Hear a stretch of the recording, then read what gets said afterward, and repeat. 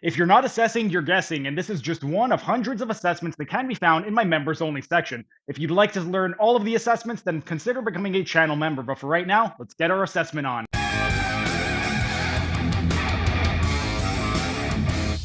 And while we're resting, I'm going to be teaching you some assessments to assess your athlete's stability. First is going to be the Klatt test, and this is a terrific test for assessing an athlete's ability to change directions quickly, as well as see how their body reacts to ground reaction forces. We are going to need an aerobic stepper and some risers, and at the maximum height, we're just going to need it to reach mid-shin. We don't need any higher than that. I have a couple of risers already set up, but you would want to start with just the stepper by itself, and then add one riser at a time. You would instruct the patient to go ahead and get onto the platform. You would want them to flex the hip between 5 to 15 degrees. That way it doesn't end up hitting the floor. And you would ask them to clasp their hands together. From this position, you would then instruct them to step off of the platform and land 3 to 4 inches in front of the platform and stick the landing.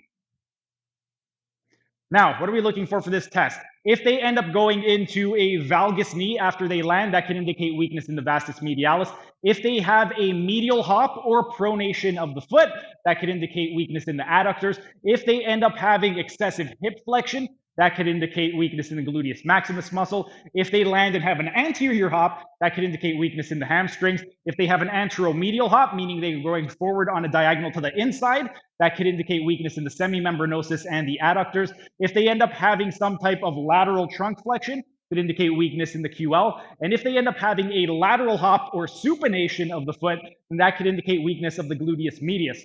With regard to this test, you would keep going until you see 2 faults. If you notice 1 fault, keep going. Once you reach mid-shin height, if you haven't seen 1 or 2 faults, you automatically stop the test. You don't keep going. But next, we're going to get into the rocker board test. For the rocker board test, that was just a tiny taste of what can be found in my members only section. If you enjoyed it, become a member for only $5 a month to get access to hundreds of member only videos.